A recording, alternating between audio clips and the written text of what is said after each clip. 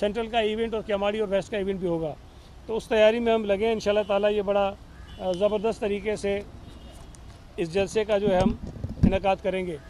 मैं आप दोस्तों की मौजूदगी में ये फ़ायदा भी उठाना चाहूँगा कि पाकिस्तान पीपल्स पार्टी ने जो सेनेट की सीट खाली हुई थी सूबाए सिंध से मुस्तफ़ा नवाज़ खोखर के इस्तीफ़े के बाद, उस पर बड़ी खुशी की बात है हमारे लिए कि पाकिस्तान पीपल्स पार्टी ने एक बहुत सीनियर कारकुन को, अहदेदार को, हमारे साथी को, वक़ार मेहदी साहब को सेनेट का टिकट जो है वो दिया है।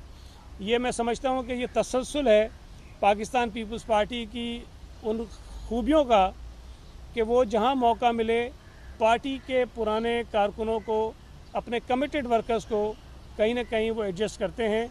और वक़ार मेहदी साहब की नामजदगी जो है इस बात की निशानदेही करती है कि जिस तरह इससे पहले मैं भी हो चुका हूँ, डॉक्टर करीम ख्वाजा बने सेनेटर, आजिज़ दामरा बने सेनेटर, इंजीनियर ज्ञानचंद बने सेनेटर, खट्टूमल जीवन बना सेनेटर, अनवर लालदीन बना सेनेटर, अलमास परवीन बनी सेनेटर।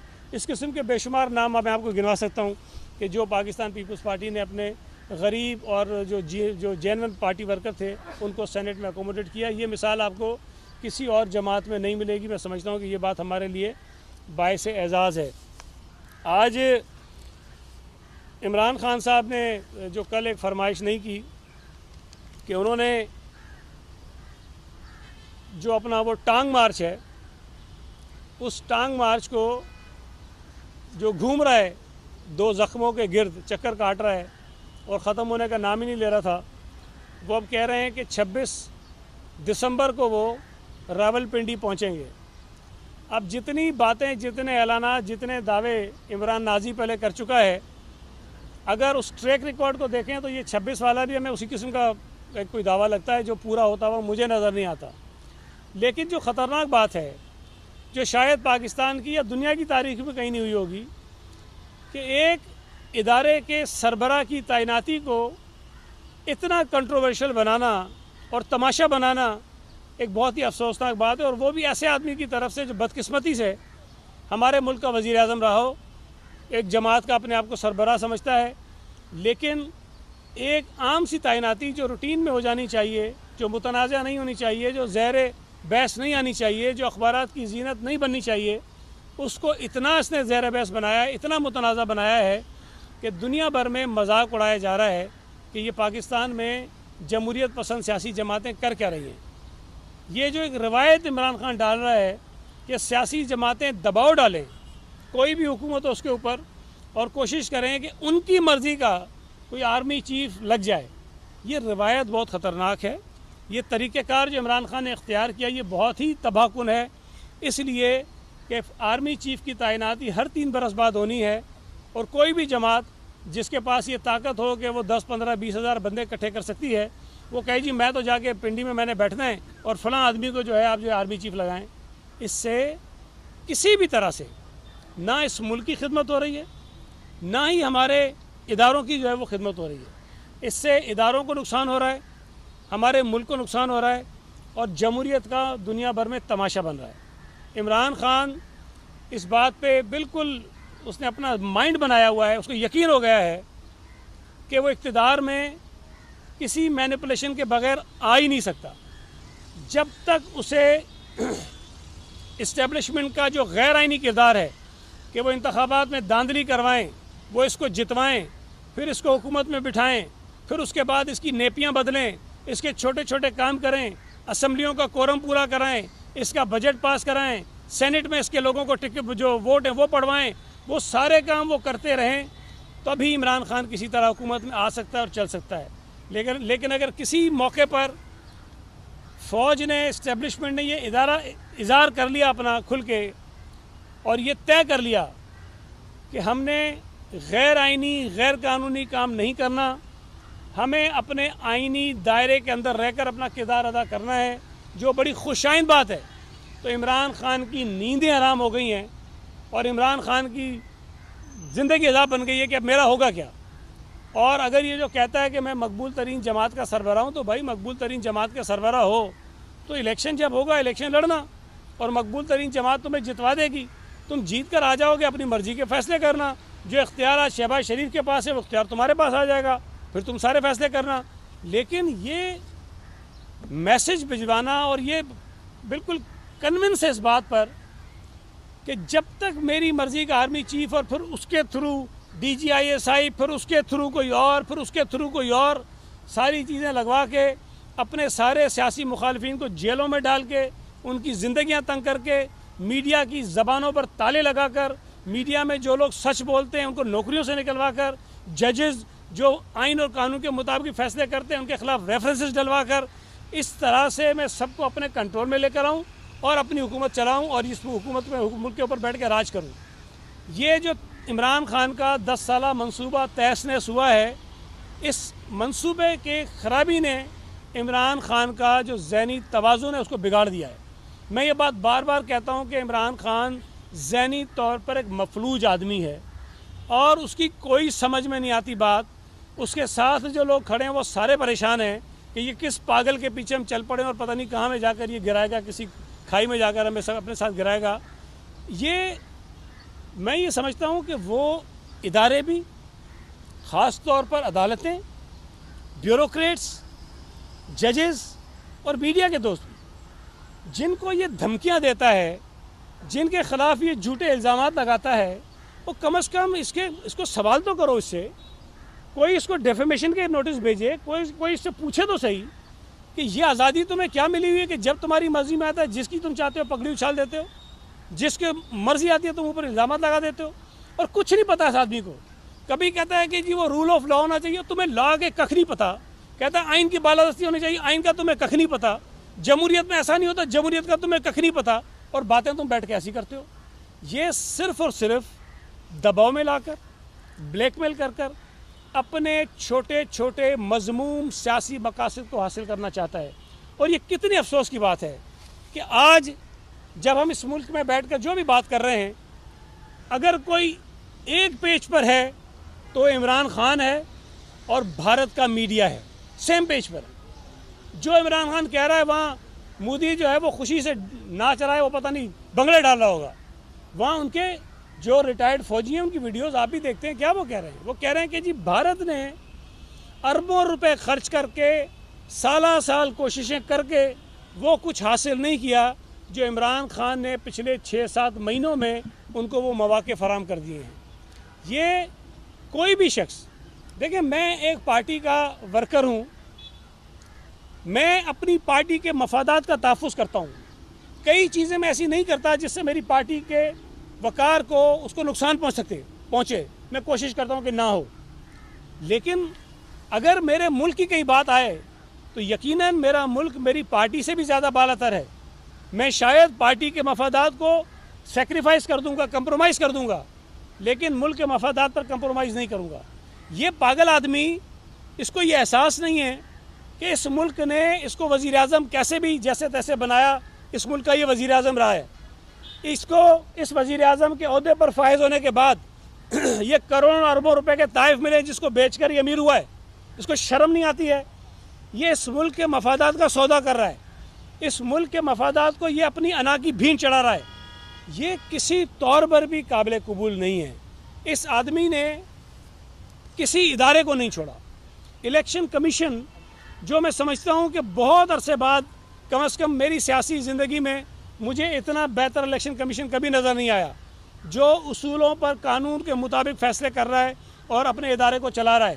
اس کو اس پر بھی اعتراض ہے، اس لیے کہ اس کی بات نہیں مانتے، اس لیے کہ وہ جو فورن فنڈنگ کا کیس تھا اس کی مرضی کا اس پہ فیصلہ نہیں دیا، اس لیے کہ توشہ خانے میں جو چوریاں اس کی پکڑی گئی ہیں اس کی مرضی کا فیصلہ الیکشن کمیشن نہیں دیتا، اس لیے وہ اس کو برا لگتا ہے.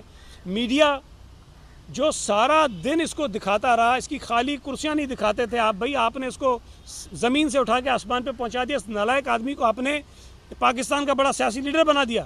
لوگوں کو دکھا دکھا کے اس کے جھوٹ کو بیچ کے آپ نے اس کو ہیرو بنا دیا. آج آپ کو بھی سب کو کہتا ہے کرائے کے ٹٹو ہیں.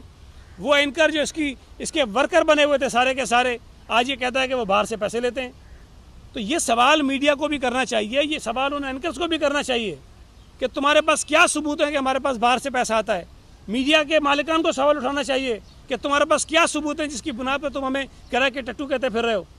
یہ چیزیں اگر ہم نہیں کریں گے تو یہ مصیبت جو میرے لیے آپ کے لیے نہیں ہے، یہ مصیبت اس ملک کے لیے ہے.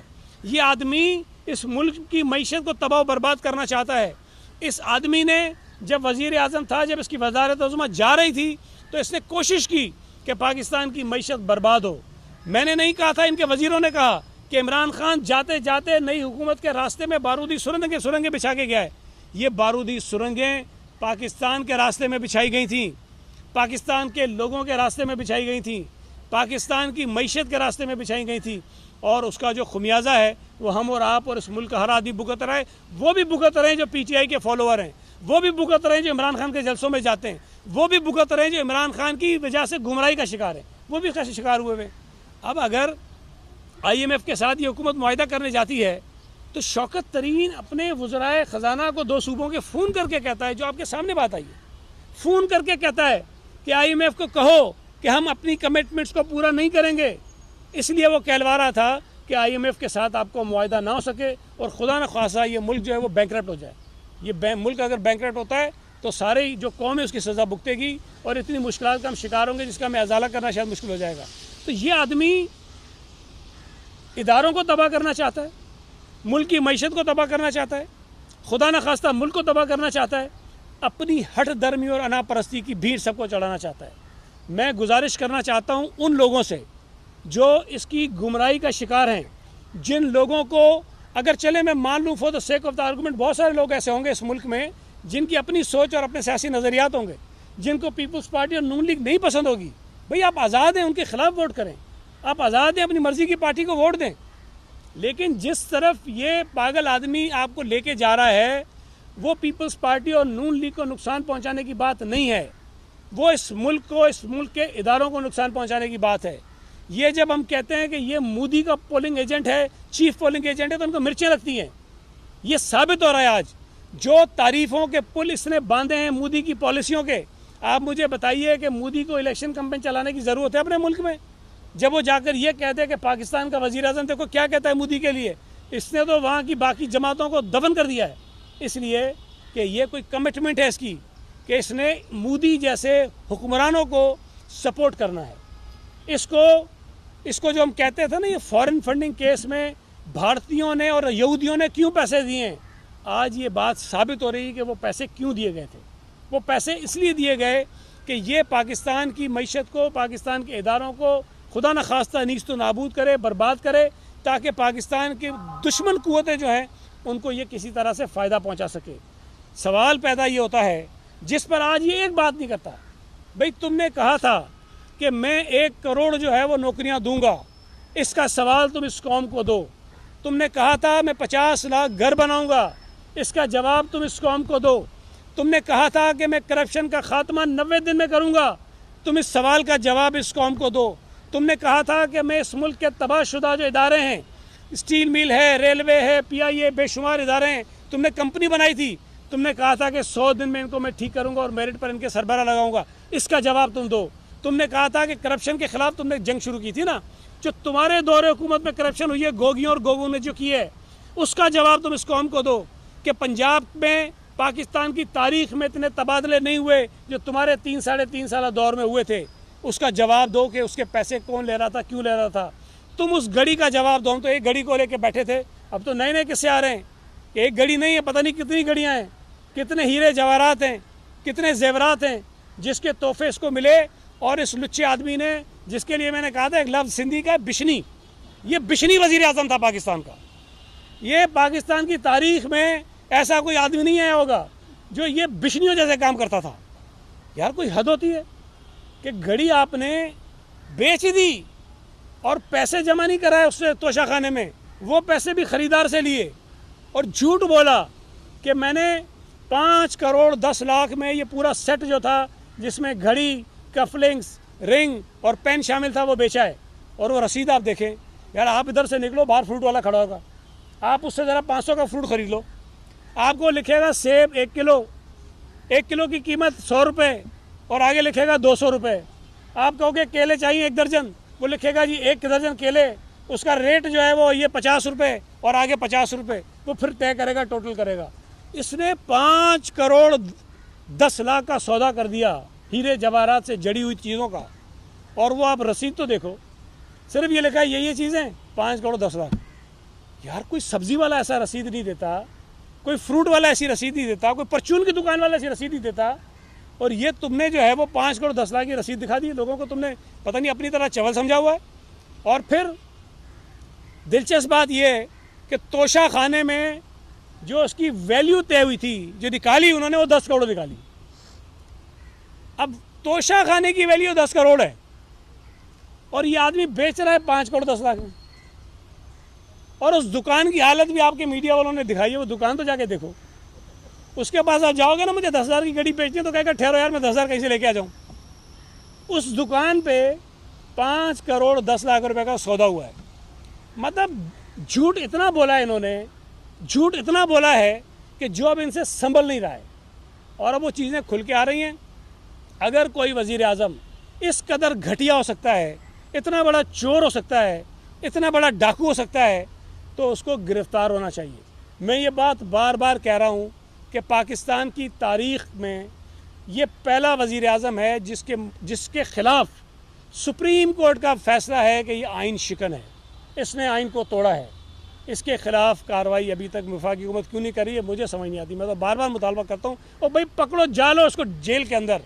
ये चोर है, ये बिशनी है, ये डाकू है, ये झूठा है, ये फितना है, ये इस मुल्क के इदारों का दुश्मन है, ये गैर मुल्की एजेंट है, ये पाकिस्तान के लिए सबसे बड़ा सिक्योरिटी थ्रेट है।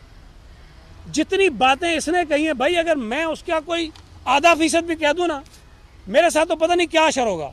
अदालतें भी क्या करेंगी, इदारे भी क्या करेंगे, मीडिया भी पता नहीं क्या करेगा। इसको ना मीडिया कोई इतना बुरा कहता है, ना अदालतें कहती हैं, ना इदारा कहता है, ना कोई और कहता है। मज़े लगे हुए हैं इसके। अगर इतनी आसानी देंगे आप इसको, ये इतनी बकवास करने की इसको छूट होगी, तो ये इतनी बकवास करता रहेगा, अपने गैर मुल्की आकाओं को खुश करता रहेगा।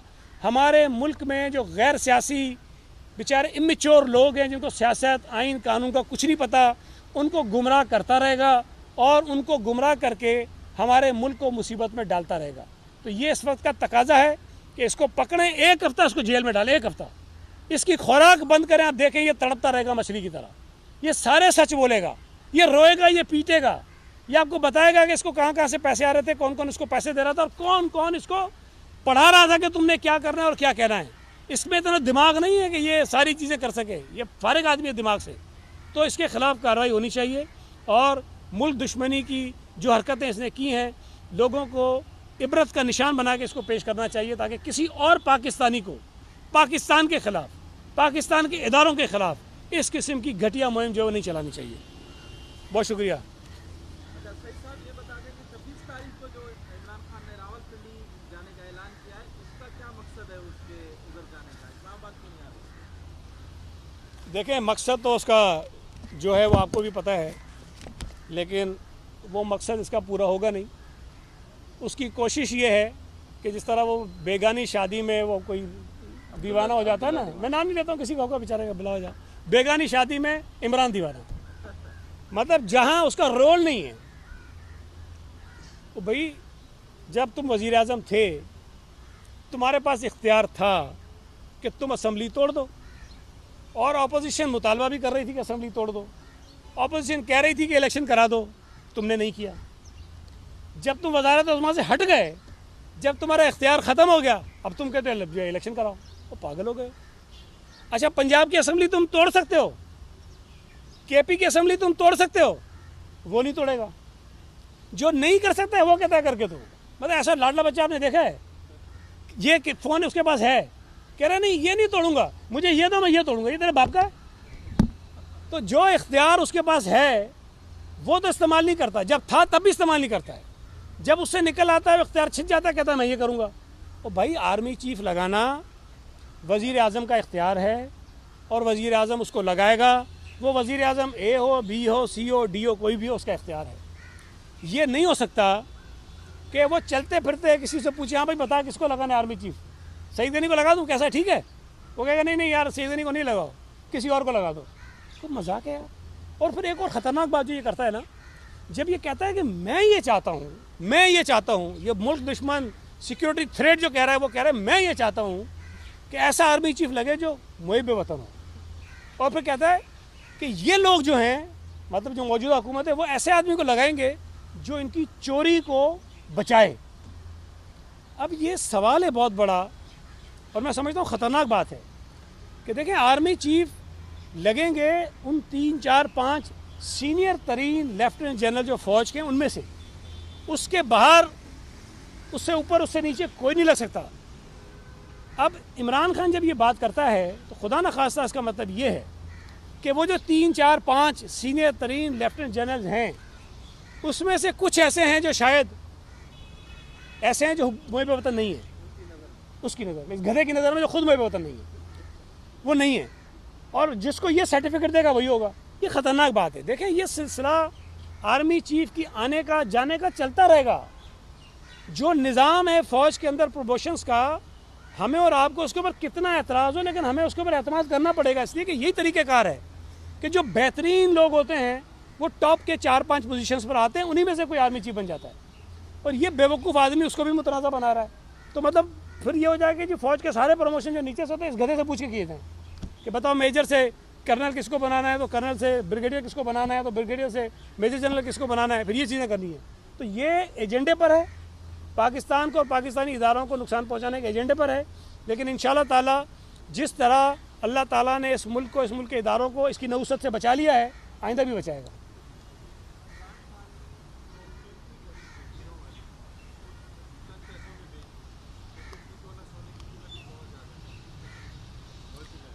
دیکھیں اس میں نہیں سوال کیا تو میں کچھ اور کر دیتا ہوں، اضافہ فکر نہیں کریں، کچھ اور آپ کو ایڈیشنل چیزیں دے دیتا ہوں۔ دیکھیں اس کی دلچسپ بات کیا ہے، آپ نے صحیح کہا، اس نے کم پیسوں میں بیچی۔ یار وہ ایک کلپ بڑا زبردست چل رہا ہے، وہ پتہ نہیں کب کا تھا، کسی شو کا، وہ گھڑی چوری کرتا ہے، وہ بیچ دیتا ہے، پھر اس کو پتہ چلتا ہے وہ گھڑی قیمتی ہے تو کہتا ہے کہ مجھے مارو، تو کہتے ہیں کیوں ماریں، کہتا ہے یار مجھے نہیں پتہ تھا اتنی قیمتی گھڑی ہے۔ تو عمران خان بھی یہ گوگی کو اور بشرا بی بی کو اور جو 2 4 جو اس میں جن کے نام آ رہے ہیں مجھے نہیں پتہ، یہ کیا تھا وہ جو احتساب والا شہزاد اکبر، یہ زلفی، اب یا تو انہوں نے بیچ میں سے ٹاپ ماری ہے یا پھر یہ کہ اس کو چونا لگایا ہے، اب یہ ان کو بھی کہہ رہا ہوگا کہ مجھے مارو۔ وہ یار 2 ارب روپے کی گھڑی اور سیٹ تھا، تم نے مجھے 28 کروڑ میں بکوا دیا۔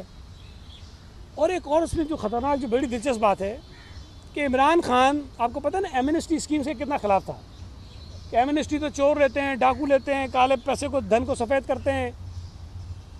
یہ اپریل میں گھڑی بکتی ہے اور مئی کے مہینے میں عمران نازی ایمنسٹی اسکیم ایک ڈکلیئر کرتا ہے، اناؤنس کرتا ہے، اور اسی ایمنسٹی اسکیم کے تحت یہ گوگی صاحبہ جو ہیں یہ 33 کروڑ روپے اپنے ڈکلیئر کرتی ہیں۔ اب اگر آپ وہ تھوڑا سا کنیکٹ کریں چیزوں کو تو وہ پیسہ جو یہ تو ایک سیٹ تھا جو 28-30 کروڑ کا بیچا گیا، کچھ اور پیسے بھی ہوں گے، تو وہ نہ صرف یہ کہ وہ پیسہ انہوں نے ہتھیایا بلکہ اس پیسے کو انہوں نے پرووائڈ کرنے کے لیے ایک ایمنسٹی اسکیم بھی جاری کی۔ تو یہ ساری چیزیں اس بات کو ثابت کرتی ہیں کہ عمران خان واقعی بشنی ہے، بہت بڑا چیٹر ہے، اور یہ چوریاں کر کے ان چوری کے پیسوں کو مینیج کرنے کے ڈرامے بھی سارے کرتا رہا ہے۔ تھینک یو جی۔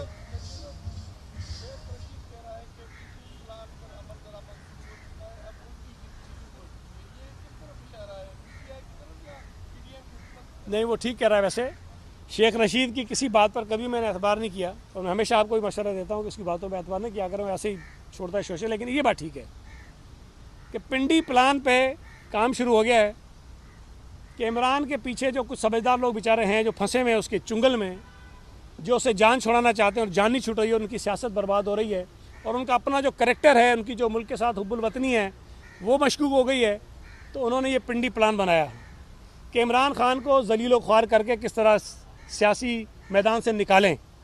تو 26 تاریخ کو یہ پنڈی پلان جو ہے وہ کامیاب ہونے جا رہا ہے، اور عمران خان کے ساتھ چلنے والے حب الوطن جو لوگ ہیں انہوں نے عمران خان کی جو سیاسی قبر ہے وہ کھود دی ہے اور 26 تاریخ کو اس میں دفن کر دیں گے۔ یہ شیخ رشید کی بات ٹھیک ہے۔ پی ٹی آئی کی جانب سے بڑی تنقید کی جا رہی ہے کہ چیئرمین پیپلز پارٹی بلال بھٹو زرداری نے افواج پاکستان کے سپریم کمانڈر کو دھمکی دی ہے، کہ ان کی اعتراض پر آپ کیا کہنا چاہیں گے؟ دیکھیں آؤٹ آف دی کانٹیکسٹ کسی چیز کو نہیں دیکھنا چاہیے۔ یہ سب کو پتہ ہے کہ ابھی تک بدقسمتی سے ابھی تک جو صدر پاکستان ہیں وہ صدر پاکستان اور سپریم کمانڈر کے بجائے پی ٹی آئی کے ایک ورکر کے طور پر زیادہ کام کر رہے ہیں۔ अगर वो इस तौर तरीके से काम करेंगे और एक आइनी अमल जिसके नतीजे में चीफ़ ऑफ आर्मी स्टाफ को तैनात होना है उसको इमरानी एजेंडे के मुताबिक मुतनाज़ा बनाने की कोशिश करेंगे, तो यकीनन बिलावल भुट्टो ज़रदारी साहब की बात ठीक है कि किसी एक शख्स को इमरानी टोले का रुकन होने की वजह से इस मुल्क को आइनी बहरान का शिकार करने नहीं देंगे। और अगर ऐसा कोई ख्याल उनके जहन में है तो मेरा ख्याल है कि उनको निकाल देना चाहिए। Thank you very much.